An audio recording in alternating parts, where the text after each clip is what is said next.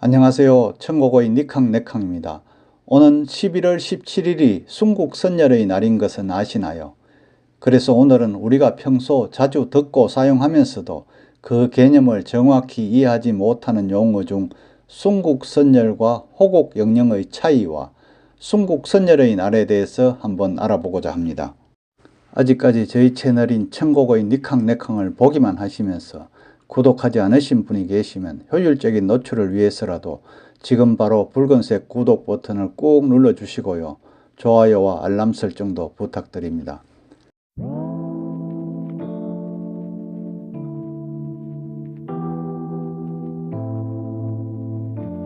우리가 조국 수호를 위해 희생하신 순국선열과 호곡영령에 대한 감사의 묵념, 이 말을 정말 많이 들어오셨죠.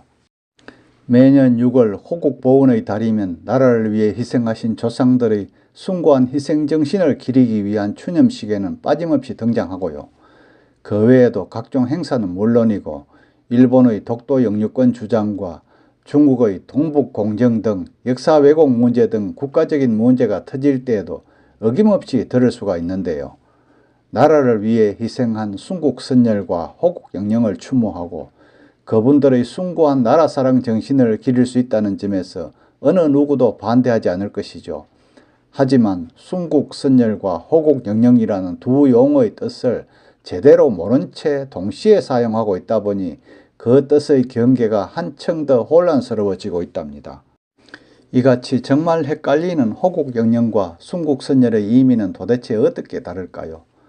앞으로 각종 행사 시에는 순국선열과 호곡영령이라는 의미를 알고 묵념을 해야 하지 않을까 싶어지네요. 대부분이 조국 수호를 위해 희생하셨다는 건 알지만 자세히는 잘 모르거나 똑같은 개념으로 이해하시는 분들도 많다고 하죠.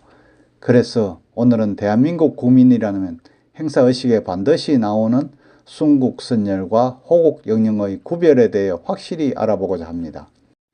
먼저 순국선열인데요. 순국선열은 자발적으로 이민족에게 빼앗긴 나라를 되찾기 위해 독립투쟁을 벌이다가 분사, 그러니까 을사조약 이후 원통함에 자결한 분들이죠. 분사나 전사, 옥사, 병사한 이들을 말하고 있죠. 국가보훈처에서는 독립운동 참여자 300만 명 중에 15만 명을 순국선열로 추산하고 있다고 합니다.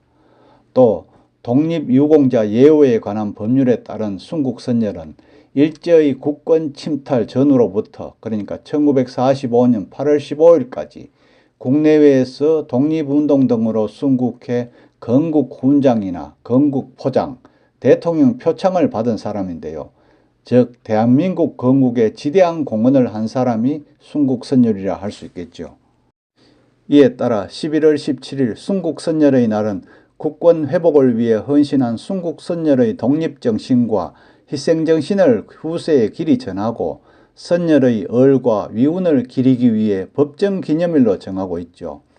1939년 11월 21일 한국 독립운동의 구심체였던 대한민국 임시정부 임시의정원 제31회 임시총회에서 지청천, 차이석 등 6인의 제안에 따라 만국일인 11월 17일을 순국선열 공동기념일로 제정하였다고 합니다. 이후 8.15 광복 전까지는 임시정부 주관으로 행사를 거행하였고 1946년부터는 민간단체에서 1962년부터 69년까지는 국가보훈처에서 70년부터 96년까지는 다시 민간단체 주관으로 현충일 추념식에 포함하여 거행하였다고 하네요.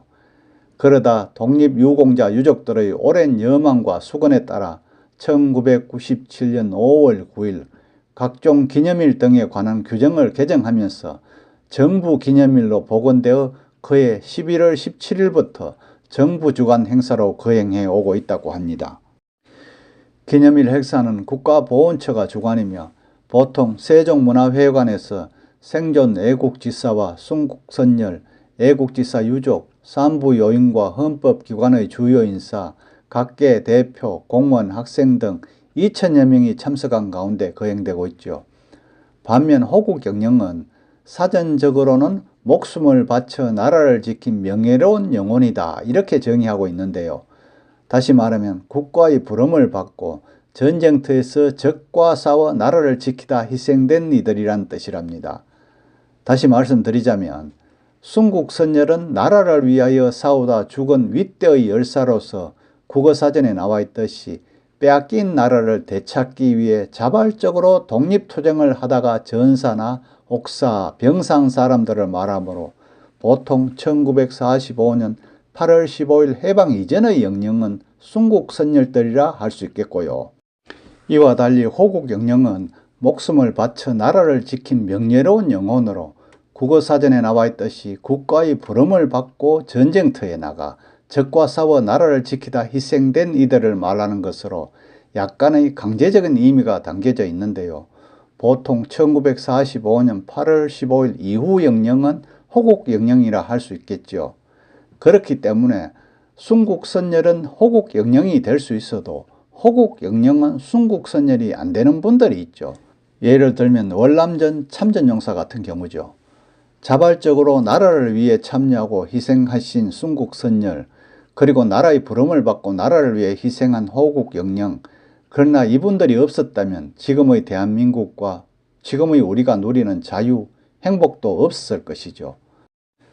나라를 잃은 서러움과 고통스러운 처절한 삶 속에서 나라를 찾아주신 순국선열과 광복의 기쁨도 잠시 남북 분단과 동족 상잔의 포화 속에서 나라를 지켜주신 호국영령, 이들의 헌신으로 오늘 우리가 자유를 누리고 있다고 할 수 있겠죠. 다음으로 이미 말이 나온 김에 또 헷갈리는 의사와 열사의 구분에 대해서도 한번 알아볼까요? 먼저 의사입니다. 의사란 나라와 민족을 위하여 항거하다가 의롭게 죽은 사람으로 주로 무력으로 싸우다가 죽은 사람을 말하는데요. 성패에 관계없이 무력적인 행동을 통해서 적에 대한 거사를 결행하여 자기의 뜻을 이룬 분으로 군인에게는 서지 않는답니다. 의사의 예를 들라면 여러분이 다 아시는 안중근 의사, 윤봉길 의사가 대표적이라 할 수 있죠. 다음은 열사인데요. 열사란 나라와 민족을 위해 저항하다가 이롭게 죽은 사람을 말하는데요. 이는 무력을 쓰지 않고 주로 맨몸으로 싸우다 죽은 사람으로 자기의 뜻을 이루지 못한 경우가 대부분이죠. 이분들은 절의를 굳게 지켜 이해에 동하지 아니하고 위험으로 굴하게 할 수 없는 선비, 또는 물질상의 이해나 권력에 대해서도 굴하지 않고 절의를 굳게 지키는 사람으로 일컫게 되지요. 그 대표적인 열사로는 여러분이 너무나 잘 알고 계시는 이준 열사, 유관순 열사가 계시죠. 그 외 지사라는 말도 있는데요. 나라와 민족을 위하여 제 몸을 바쳐 일하려는 뜻을 가진 사람으로 나라 위에 헌신하고 투쟁하신 분으로 독립투쟁, 민주주의 투쟁을 하신 분들을 말한답니다. 세월이 흐른 오늘날 이들의 희생의 무게를 논하는 것 자체가 넌센스라고 할 수 있으나 나라가 없을 때 자발적으로 참여한 것과 나라의 부름을 받고 참여한 것은 분명히 다르다고 할 수 있겠죠. 오늘은 순국선열과 호국영령, 그리고 의사와 열사의 구분 등 우리나라를 위해 헌신하신 분들에 대해서 알아보았는데요. 환절기, 감기 조심하시고요. 구독 꼭 부탁합니다. 감사합니다.